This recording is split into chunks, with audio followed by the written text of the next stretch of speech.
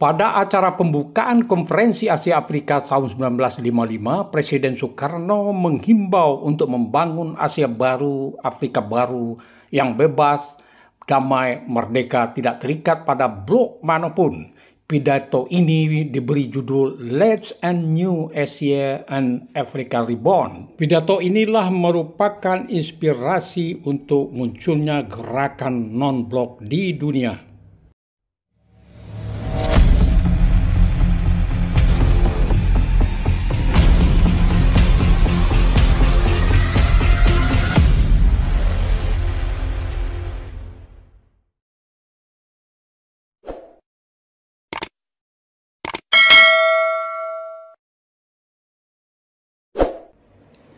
Di dekat alun-alun Bandung, tepatnya di Jalan Asia Afrika nomor 65 Bandung, terdapat sebuah gedung, yaitu Gedung Merdeka, di mana tempat dilaksanakannya Konferensi Asia Afrika pada tahun 1955. Gedung Merdeka ini pada tahun 1955 adalah tempat dilaksanakannya Konferensi Asia Afrika yang terkenal dengan Dasa Sila Bandungnya.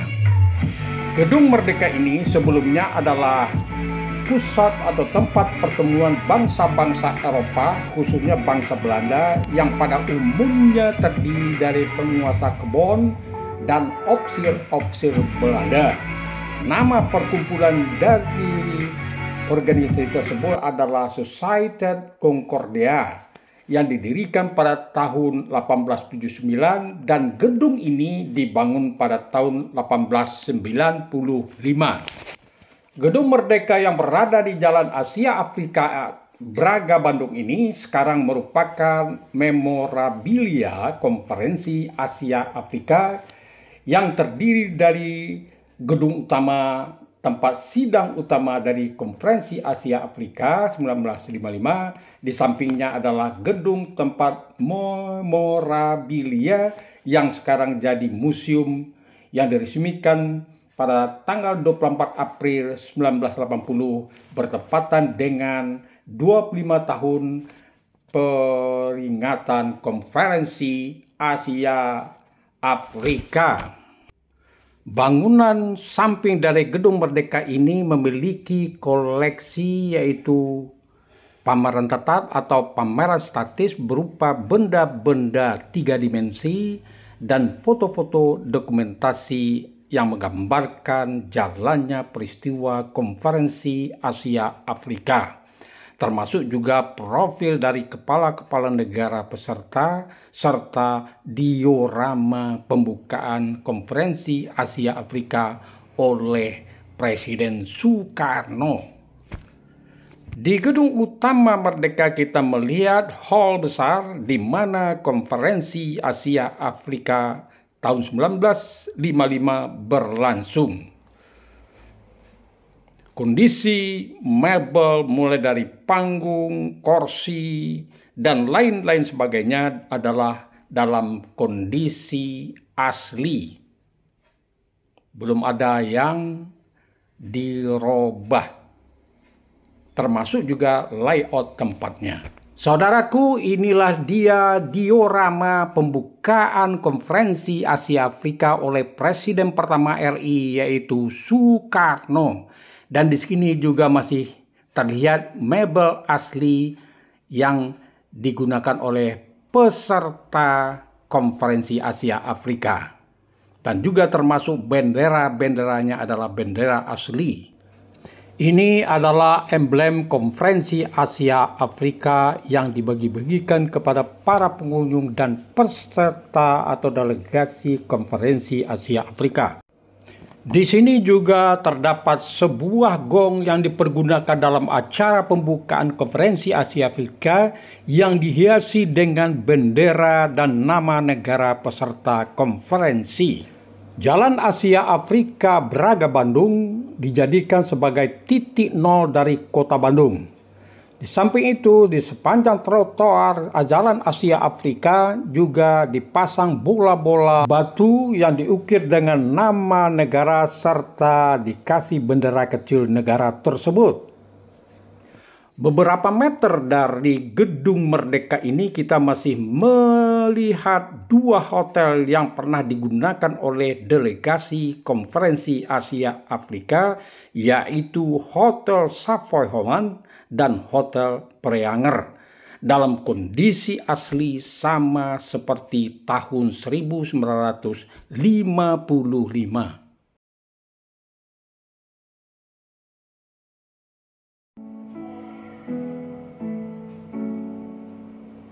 Mulai tanggal 16 April tahun 1955, para pemimpin negara-negara Asia dan Afrika mulai berdatangan ke Indonesia, tepatnya yaitu ke Bandung, yang disambut oleh Perdana Menteri Indonesia Ali Sastro Amidjojo.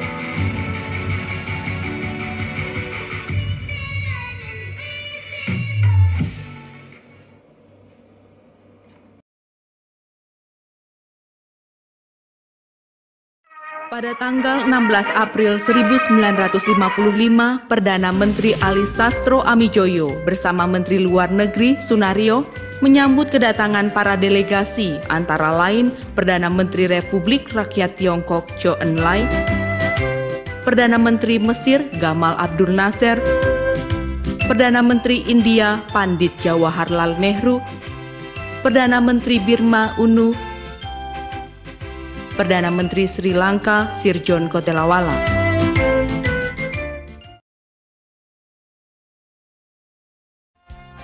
Presiden Soekarno selanjutnya membuka penyelenggaraan Konferensi Asia Afrika di Gedung Merdeka Bandung. Dalam pembukaan sidang Konferensi Asia Afrika, Presiden Soekarno berpidato dengan judul Let a New Asia and New Africa Be Born. I pray to God that the Asian African Conference succeed in doing its job. Beliau mengajak sidang Konferensi Asia Afrika untuk membangun Asia baru dan Afrika baru yang bebas, damai, merdeka, dan tidak terikat pada blok manapun. As President of the Republic of Indonesia, and on behalf of the 80 million people of Indonesia, I bid you welcome to this country.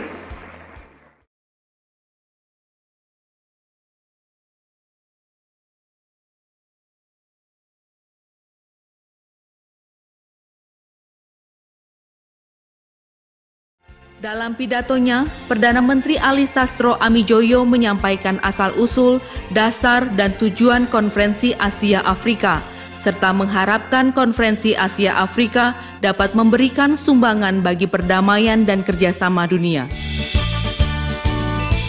Caranya, delegasi Jepang tentang peningkatan kesejahteraan bangsa Asia Afrika.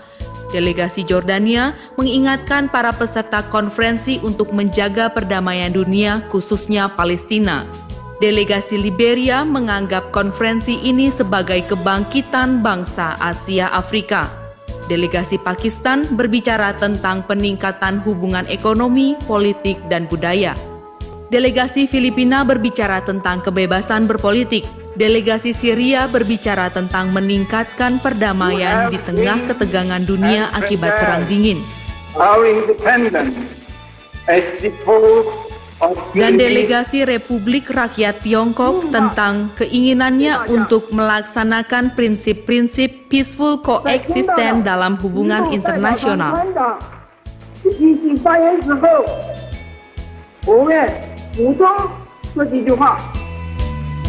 Rumusan tersebut dituangkan dalam satu komunike akhir, yaitu cara-cara bagaimana negara Asia Afrika dapat bekerja sama lebih erat di bidang politik, ekonomi, dan kebudayaan. Hasil Konferensi Asia Afrika yang paling monumental adalah Declaration on the Promotion of World Peace and Cooperation, atau yang dikenal dengan sebutan Dasasila Bandung. Dasasila Bandung merupakan suatu pernyataan politik berisi prinsip-prinsip dasar dalam usaha memajukan perdamaian dan kerjasama dunia. Konferensi Asia Afrika telah berhasil menggalang persatuan dan kerjasama di antara negara-negara Asia dan Afrika. Konferensi ini juga telah mengilhami munculnya konferensi lain seperti diantaranya Konferensi Wartawan Asia Afrika, Konferensi Islam Asia Afrika, Konferensi Pengarang Asia Afrika, dan Konferensi Mahasiswa Asia Afrika. Saudaraku, di gedung utama kita melihat hall besar di mana Konferensi Asia Afrika berlangsung selama 7 hari, mulai dari tanggal 18 April sampai 24 April 1965, di mana kondisi dari ruang ini tidak berubah, termasuk juga layout tempat dan kursi-kursi yang ada di sana.